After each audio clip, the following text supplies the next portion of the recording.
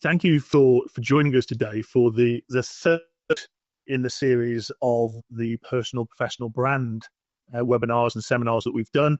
After this, there will be some guides coming out to our members and also to the corporates that are our partners, as well as generally some hints and tips for all salespeople out there. And really, we've been very, very spoiled because we don't do a lot of these panel sessions, if any. But what we wanted to do is learn from the panelists really how they've managed to look at the 4 elements of personal brand. And if we recap on what we looked at in sessions 1 and 2, professional brand has been seen as 5 things: academic qualifications, commitment to CPD, alignment to ethics and professional standards in your chosen field. So in sales, accreditations and professional qualifications, and then the amplification of all of those things using digital, social, and actually physical environments. And 3 people, 2 that are actually currently here, who are absolutely embodying that in different ways are Carl and Maria. And so actually, if I ask, we'll go with ladies first and be the old-fashioned. Maria, if you can introduce yourself, then Carl will go to you, and then we'll kick off with some of the interesting questions. So Maria, tell us a little bit about you. Of course, Andrew. Thank you for the invitation. It's an honor to be here. My name is Maria Deben Amparan. I'm currently a sales apprentice at Royal Mail, doing my level 4 sales executive program with Mercury as my studies provider. I'm currently as well a member of the leadership board of ISP on the next generation side of the organization. And I truly believe that the brand shows what you are, how do you behave, and what you express to people. So my brand consists in being myself, be kind, honest, and be prepared. For that, obviously, I put an effort on. It costs time, it costs effort, it costs going the extra mile and try to do things right all the time. So thank you. Now over to you, Pat. Yeah, good morning, afternoon. My name is Carl Day. I'm currently the CSO at Apogee Corporation. Apogee are a wholly owned subsidiary of HP. I've been in sales for many years. I started my career journey actually in technical and IT, and moved into sales in my late 20s, and obviously connects very well to what we're going to talk about today, because the development I took on as an IT technician obviously was constant. So I'm hoping that I can share some of that as we discuss today, and how that sort of made part of my the start of my learning journey, and which was carried on into sales. I've worked mainly in tech. I've had a short, brief year in fintech, working for a governance compliance organization, but primarily my sales career has always been in tech, and started in print. Wow. Okay, cool. So I think everyone knows me. I've always been in sales, moved into lecturing and doing a doctorate in sales. So you've got every level of sales skill and qualification going on here. But it's about you guys. One of the things that I want to ask is, and Marie, you touched on it slightly in your introduction, is you work hard on the brands and the professional brands you've got in various ways. And in your opinion, what is a professional brand? So we've talked about it from the academic viewpoint, but you're living it. So again, we'll start ladies first. Maria, what is a personal professional brand to you? I think, as I was explaining, is the image you project, how you project yourself in front of others, what you want to show. So people buy from people. And obviously we need to reflect who we are, who I treat others, for example, how I work, be prepared, follow up. If I commit to something, to be true to that, and be, because that is how you show up. It's not just as well your appearance that is important, because appearance matters, first impression matters, but it's as well how you build trust, because trust in sales is everything, and it's the one that gives you the reputation. So that's what makes you to establish that relationship of trust with the customer, and in the organization and outside the organization, how you represent yourself. Oh, yes. Wow. I mean, and that is critical. Amplifying "you can trust me" is well over half the reason why people buy is because they trust the salesperson or business development person on the other side of the table. Carl, what's you've got various elements to your professional brand. Talk to us about what you think it is. Yeah, I think I'd like to echo exactly what Maria said. My own master's was very much around how you build trust in a sales relationship and how important trust is. But coming back to personal brand, I think it's really important for me. It's always been important for me that my personal brand is an authentic brand. It reflects who I am and not a facade of who I think I should be. Because I think one of those things that creates trust is authenticity in a relationship. So, going through your list, which is really, I think, really interesting one. The academic qualification that came to me sort of later in life, more of an itch that I couldn't stop scratching. But the other parts, the really interesting thing for me from a personal brand point of view is how do I want to, what mark do I want to leave on people? So what's the impression I want to give? And naturally, it's one that can be trusted, but it's also the important things is how I can add value, how I can leave that person feeling when I've left dealing with them. But I think the thing sometimes we forget in sales is our personal brand isn't just one that we leave with the customer. It's one that we leave everywhere. It's the one that we leave with stakeholders, internal and external. And as I said, for me, if you live your values and that becomes part of your personal brand, then you can continuously develop yourself to underpin those and evidence those values. Because obviously, for me, the hardest thing particularly when you're walking into a new relationship, a sales relationship, the importance of gaining that trust quickly. So it's what's important to that client. How can I evidence that my brand and leave it with them? Does that answer the question? It does. Scribbling away. I think what's really interesting, Maria, you kind of touched on it at the start, which is I do what I say I'm going to do. I follow through, and isn't it quite interesting that when you ask salespeople, how do you show your authenticity? How do you show your professionalism? It always tends to be that rear view mirror. I am doing what I said I follow through on my commitments. But to your point, Maria, that trust piece, and Carl, it's almost a front windscreen, isn't it, as opposed to the back windscreen? How do you show people that have no experience of you that you are ultimately going to be worthy of a conversation and it's going to be a safe and different experience? And living those values is absolutely fantastic. I guess the next question, as we wait for Clive to come in, and he is here, we'll just get him on camera. There's some challenges in this, though. I mean, it's hard to do this consistently. There's always invitations to cut corners. So to both of you, what are the challenges of amplifying your brand? And you mentioned it, Carl, internally as well as externally. So what are the challenges? Just to pick up on a point you made there as well, Andy, I think that the thing with is that impression that you leave on people. I think that the challenge is exactly that in sales. How do you leave it? How do you give an impression straight away? And I couldn't agree with what Maria said about when I did my research. I actually spoke to counsellors and particularly people who counsel children, because I thought they are people that need to build trust in a relationship very quickly. And it was a real light bulb moment for me, because to Maria's point, if you can create a small ask in a first early stage of a relationship, if you can create a small ask to demonstrate to that customer or that person that you will carry out what you said you're going to do, it's a really good way of demonstrating your brand. But I guess the outside of that, the biggest endorsement you can have is an independent endorsement. So Andy, you'll know I've been a huge fan of the ISP because, to the earlier point, the alignment to ethics and professional standards, accreditations and professional qualifications up until sort of the last decade, there hasn't really been anything in sales that can endorse you as that professional. So I think that the work that you've sort of spearheaded with the ISP really has put the profession in the eyes of people that actually there are standards to what we do. So I think taken, as people have done, exactly everyone on this call has taken and invested some time in their own brand to understand more about how it can be positioned. And that's that endorsement from others that you are what you say you are and you are going to do what you say you're going to do. Yes. Joining to that point, I believe that visibility is a big challenge in this business, because we do it because to me is important because I care, because I prepare, because I plan before calling customers. I do my homework. I try to understand everything and try to see how I can help them. I truly do.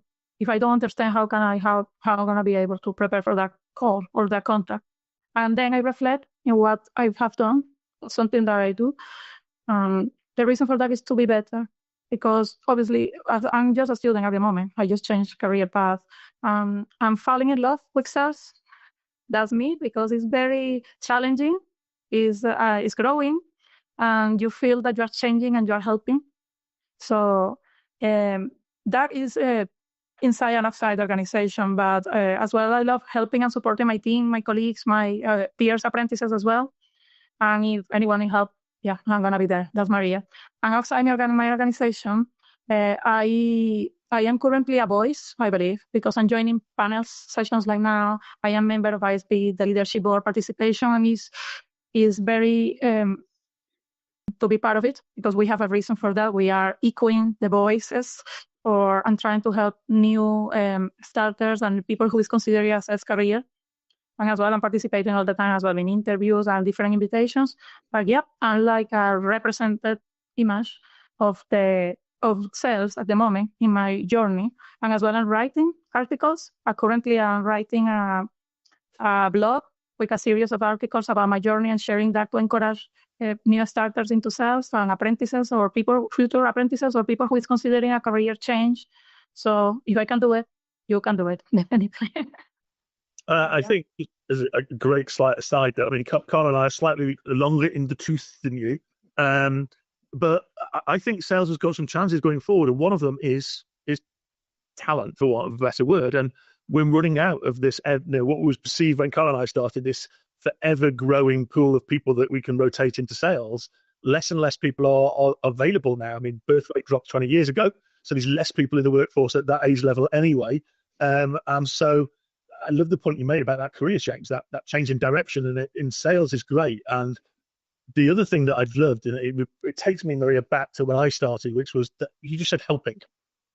And isn't sales about helping people get a problem solved as opposed to selling them something? And you know, if you're absolutely in that zone, then it becomes something that is wonderful and allows you to be in love with it, as opposed to it's just something that you turn up and do between 8:30 and 5:30. So yeah, Carl, what are your thoughts as a experience? I do agree 100%. I think that if you think about sales as a series of conversations that leads to an outcome, and the importance of your brand, you as an individual, what you add to that relationship is absolutely key. And I would say probably one of the biggest changes that I've seen over the last probably decade is that those salespeople that are successful, no matter what, are the ones that are solving challenges that exist within their client's world or their prospect's world. But that comes from understanding your client and understanding them. So coming back on the subject of brand, I think one of the things that most I like, if I'm being sold to, is I want someone to ask me questions and not tell me. So in terms of, and this is where I think the brand piece is really important, because when someone engages me on a cold call through LinkedIn and they say, I help people save money, I can help you save money, etc., etc., etc. I'm thinking that's a bit like a doctor writing me out a prescription before I've even spoken to a doctor. How do they know I need to save money? How do they know that that's going to make part of my decision-making process? So I think, in terms of that, if we sit here and think about what do I really want my brand to say about me, and then when I first engage with people, am I living that? Because I think sometimes one thing that hasn't changed is that our pursuit of wanting to be trusted and regarded as someone that's a good, strong advisor and someone I want to do business with us, sometimes the good intent of our pursuit of that actually gives the exact opposite impression to what it perhaps we want it to.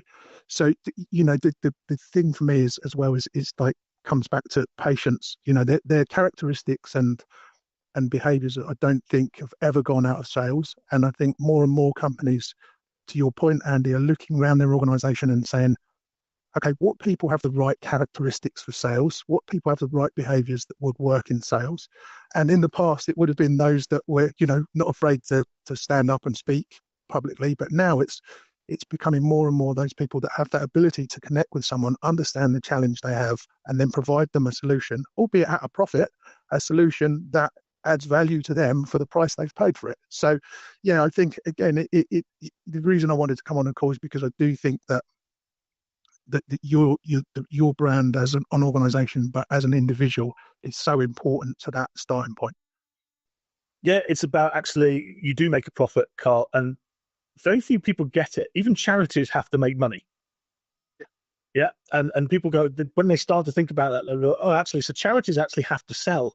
And when you look at the actual way they do it, the challenge in reality is that charities never raise money for the actual crisis that they're trying to solve at that point. It's basically they're raising money because that's a hot issue for the next charity. But the mechanism is clearly everybody needs to make money, and there's a fair way to do it, and there's an ethical way to do it, and there's an acceptable way. But I love as well this bit that Maria, you said, because I care, and then I'll share. And I posted ages ago in August about the engagement DNA, which is a great book. And it's changed or reinforced.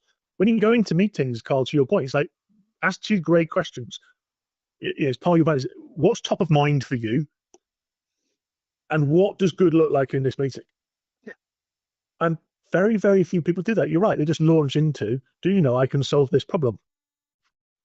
It's the one thing for me. Come back to your point, and I do think that people almost, or sometimes there's a misbelief that to make a healthy profit is to not be trusted. But if you look to the most trusted brands in the world, in Microsoft and Apple, I don't think there's any shame that they make profit out of what they do, and there's certainly no hiding that they make profit out of what they do. But people pay it because they trust the brand to deliver what they need. But in terms of that, and again, I come back to your point, Andy, is if anyone's ever watched the Simon Sinek stuff, starting with the why, Apple was so clever because they answered the question that everyone wanted to ask. Why are you here? So what are you going to do for me? Well, I'm going to give you technology that's really easy to use, and at that time affordable. But it's in terms of that, I think that's a really good point. Phil Squire talks about how do you, asking people, how do you want to be sold to? But I think to take it on from that, because people generally don't want to be sold to, they want to have, they want you to provide them with a solution to a challenge or create some improvement or some enhancement in efficiency within their organization. So I really like that, Andy. I'm actually going to nick that from you. What does good look like at the end of in our relationship, or not the end of, what does good look like in our relationship as a buyer and a seller? Well, I agree. That's back to Maria's point, isn't it, about do your homework? And we become so busy now in sales that fundamentally we don't do homework. We don't do preparation. I think you used the word, Maria.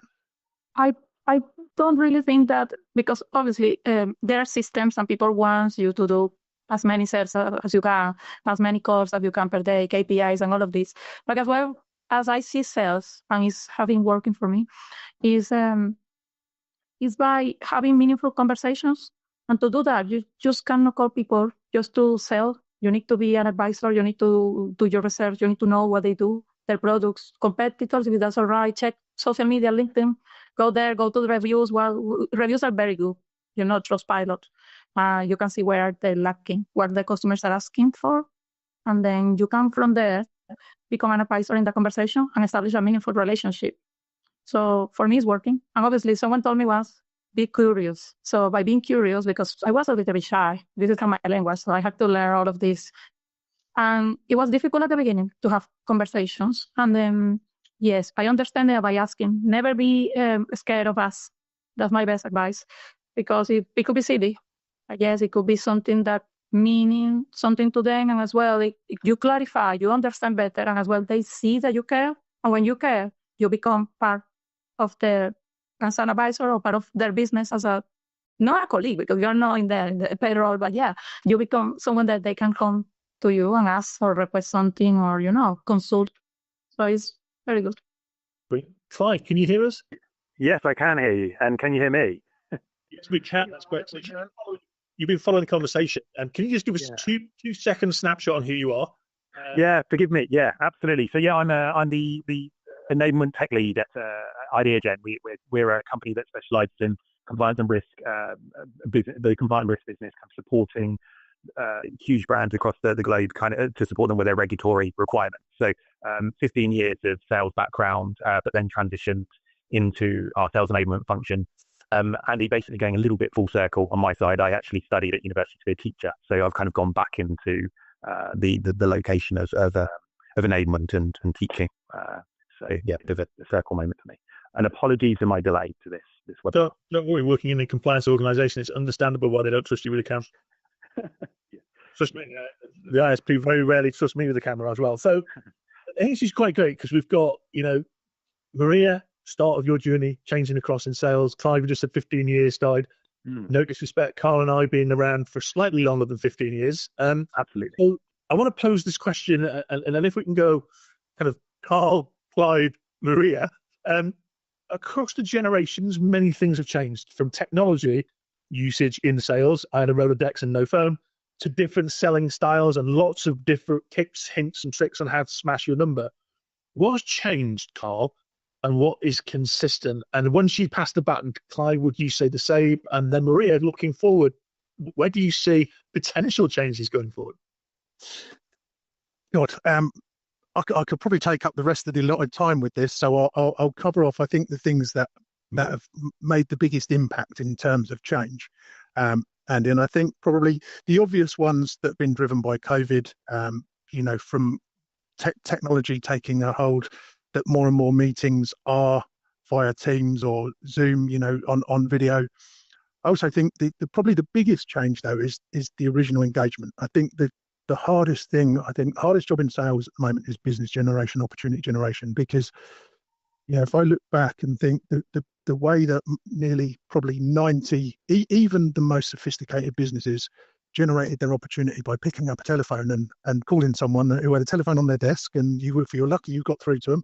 That was how you started the ball rolling in a relationship. And I think the biggest changes I've seen in sales is the use of technology around how you connect with people, because I've seen it at its worst, and I've seen it at its best. And ironically, just probably, I don't know if it's Clive's experience, but the best use of technology I've seen in sales was at my previous company, which was a governance, risk and compliance outsourced agency, and they used technology really well. They used it to lead with thought leadership, and then gauge the interest and use technology to engage with the client on the back of that. I think I think huge changes around that. The other things that probably again more in recently, particularly since COVID, is dress.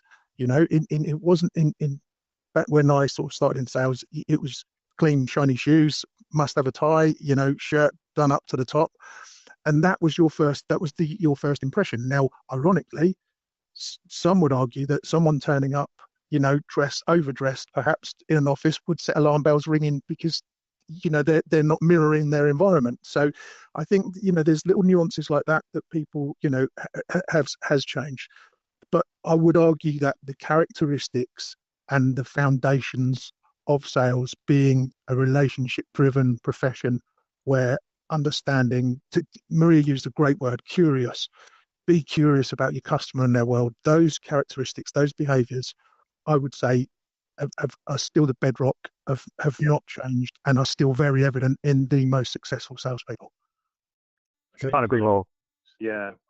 I was just going to say, I think I'm going to actually lead on that point that you finished on, Carl. I think I have the phrase kind of people buy from people. I think what will remain, and I'll talk about the technology in a moment, but what will remain is that regardless of how much we can utilize and be efficient with the technology we use, people are always, the differentiator is always going to be our ability to relate to the buyer and ensure that we're turning up and understanding who they are, right?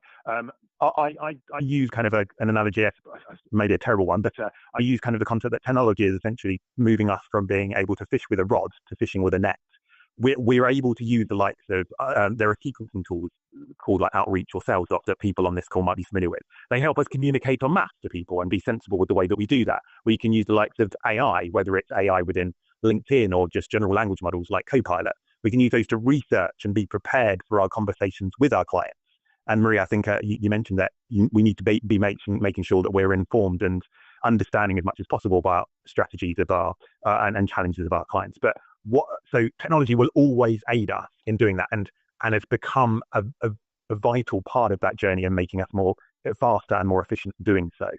But no matter how much technology we have and how more advanced it becomes, it will never replace that people selling. It will never replace that authenticity that we need to have, that integrity, that ethical selling approach that we have, and that will be a maintained differentiator for us all. I totally agree with that. Technology has influenced the way that sales are seen right now. Sales right now is well focused on people, not just numbers, about caring about the relationships. Emotional intelligence comes as well, and long-term trust. So building that relationship that lasts and extends after the sale as well. What has remained the same to me is the trust building. That's something that usually have been in the history when selling, and to keep promises and loyalties to what you promise. So you need to continue your work and keep doing what you promise. As well, the effort always shows if you are prepared. So I believe that is something that has been kept through the times as well.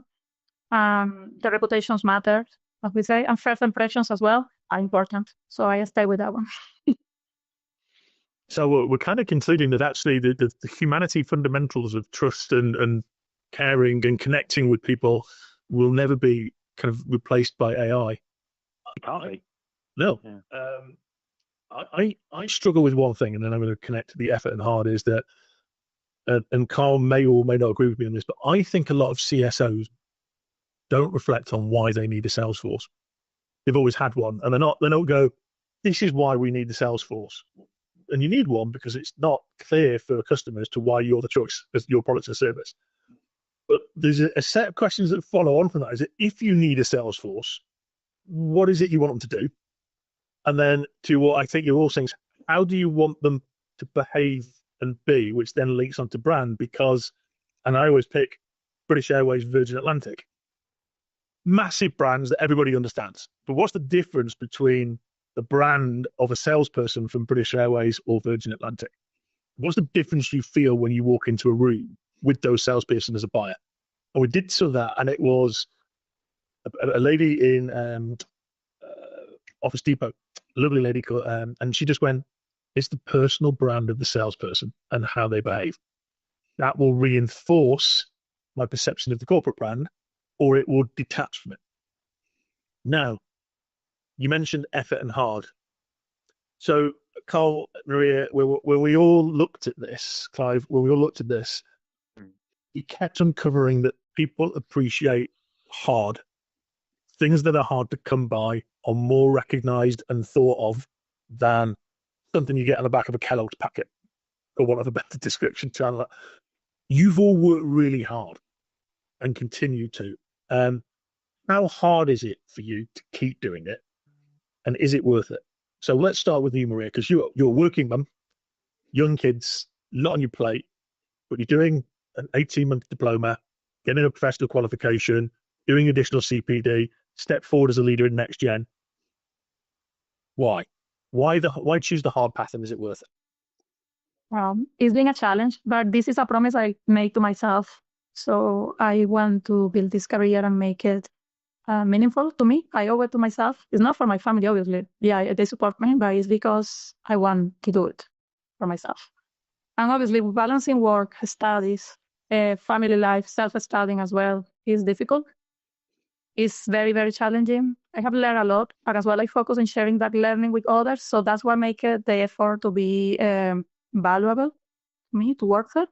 So because while I learn, it doesn't stay with me, I like to help others. So I do it by sharing, coaching. Anyone needs help, I'm going to be there. If I can do something about that, yes, I will. I'm sure, of course, because as an apprentice, sometimes you hesitate and I rush. But yes, I'll do. And yeah, I was currently writing about my journey in the blog series. Is just rewarding because I feel I'm doing something very meaningful that is going to transcend to others, and it will stay for a few times in there. I'm going to be helpful to more people, not just the ones that are on the reach of my hand, just others as well that don't even know me. But yes, I'm the voice of that. And just just in case your children and your husband do get hold of this recording, she didn't mean that she doesn't care about you, and it is okay. So just I know I care. It's just that, yeah, it's sometimes, yeah, I'm like motivate and self-motivated, you see. So I do the stuff because, yeah, no one really is around me is like, oh, Maria, you need to do this, you can do it. No, really. It's just myself. I'm like engine myself. I move everything around her. brilliant. So to Clive, what's your I'm going to talk about something that our CEO, who is also a board member of the ISP, Ben Dorks, mentioned a couple of weeks ago. We had a regional kickoff of sorts, and he says that at IdeaGen, our compliance software supports, and this is an absolute genuine number, it supports a quarter of a million people a quarter of a billion people on a daily basis. That matters, right? That has material impact on people's lives. And the reason I mention it is because that kind of grounds why I want to work hard. Because if you have integrity towards, like, if you understand the ethics of your company and the reason why they're doing it, and you can relate to that, then you're willing to come and be prepared yourself when you're interacting with the people that you're wanting to support. Because I can have a conversation with my colleagues every day, and I'm sure we all have this. We all go, how's working life? How's it going? Oh yeah, it's great. I'm very busy. Everyone is busy, and they are. So if I can come to one of my clients and know that I'm capable of having worked hard before to understand their challenges, listen to their challenges, and get to the end of it, and look to help them, that's why I want to work hard, because it then it has a reason, has a justification behind it. So I want to commit to that what my company is capable of supporting, and it drives me to make sure that I am working hard to prepare myself to support however I can in the conversations I'm having with our clients, and on my occasion with the sales staff to support them doing that same job. Brilliant. And Carl, you've been right up there in terms of hard work. You've got your masters in sales. Why does the hard make it good? I think to probably aligned to what Clive's saying in that it's working hard to develop yourself, to make yourself better, but also to endorse your brand and what you stand for is, I think that's one of those things like I mentioned right at the start of the call is when I walk into a room, no one has any idea of my values or what type of person I am, what my brand is. The only thing that's got to tell them that is the endorsements or whatever they can find about Carl Day. So I think that for me is it's just an endorsement of working hard to create an endorsement of your brand is just like working hard to achieve the brand and to demonstrate that brand, to Clive's point, to be a part of something that delivers value to people on a daily basis, right through to I guess, the guys in our company that have taken the ethics exam, we've won business on the back of them demonstrating that they've taken an effort to endorse, to create some endorsement for themselves. So I think in a profession which perhaps it has changed latterly, but it certainly in the past suffered from, reputational damage, those people that have put the effort in and worked hard to elevate themselves and educate themselves and be able to demonstrate that will always sort of will find it easier to engage. It comes back to the point you have to work incredibly hard for years and years to maintain a personal brand, but you can lose that personal brand in the eyes of an individual in 1 minute by doing the wrong thing. I think it's fascinating that all the points that you raise keep coming back to somebody who challenged me on LinkedIn not so long ago. It was like, I've never needed a master's or an apprenticeship or diploma or qualification, never needed CPD or ethics alignment because no one's ever asked them for me in sales. And it's like, brilliant. When's the last time you walked into your doctor or your dentist and asked to see their certificates? And when's the last time they went on a conference? And the reason you don't is because you naturally assume they've got them. And therefore it's a pointless exercise asking for them because they'd look at you and go, they're there on the wall or whatever. And the reason your buyer doesn't ask you for them is because they assume you haven't got them. And part of the translation into this is, listen, you probably don't even know that you can get these in sales, but do you know I've got a diploma or a master's and this is what it means to me. And it's hard to get these things. So you should, when you hire me to do this role and lead this organization, know that makes a difference. Yeah. Yeah. Absolutely. So to end, as leaders at various things, Maria, NextGen, Clive working and supporting our chairman, And actually, Carl, as one of the founding fellows, we were there at one of the first ever kickoffs together. And as leaders, your respective roles are to leave some kind of legacy. What legacy are you trying to leave through your brand? And Maria, I'm going to come to you first because you said, I want to meaningfully transcend and positively affect. And then you mentioned a lot of people. So what are you trying to do with the leadership position that you're taking? Well, I'm trying to be the voice of the apprentices by doing my journey. So because after graduating, it's going to be there available to all through the ISP platforms and social media. It's going to be launched soon, probably next week. In there, I reflect the journey, the real journey, with the tough experiences and the good ones as well, from my point of view, of course. So I participate actively in ISP as a student, as a member, as a leader, and as well as a writer and as an author. So this is my legacy, to leave systems and guides and articles and things that help others and they can refer to, because Maria, Devin, and Parang is not here just to pass and go. I'm going to stay, I think. I'm expected to stay, and you're going to hear from me, just slowly, but yes, I'm going to be there. I'm going to be there to help others because I feel as well a vocation inclined to help, to teach, to coach. So yes, that's going to be me. So brilliant. Slides. Yeah. So I think I'm going to talk about my legacy about what I want to leave behind if I was to start a new chapter. Yeah. So I think it's about talking about everything that we talked about before, being willing to work hard. And the reason for it is because I genuinely want to leave something behind that has made a material better impact for somebody else. So let's use the sales. I came into the sales enablement function a year ago. So my legacy that I hope I left with my sales profession and will continue to try and pass on to others is that I want to have left the clients that I've worked with a solution on my occasion where that they can tangibly say has supported their ability to kind of help their day to day. And from a learning perspective, now in sales enablement, I want a legacy of saying I have helped with the process of ensuring that people have access to the learning material that we can provide them, the partnerships that we have with the likes of the ISP to allow them to build their own brand, allow them to feel that they are improving as a sales professional to then support their own communications and continued journey as a sales rep. And Carl, last word to you. I think for me, split it into both professionally and organisationally. Organisationally, unsurprising, it's that I'd like to know that the brand that I've set, the standard I've set, will live on through the people perhaps that I've influenced within the organisation I've worked for, and the success is carried on through demonstrating the right behaviours and also the respect for both internal and external stakeholders. But I guess as I wouldn't say as I'm in that latter percentile of my career, perhaps as I move towards my 60s, I think professionally I would like to leave a legacy that I have helped in some way of working with people like yourself to create a profession that is desirable to all.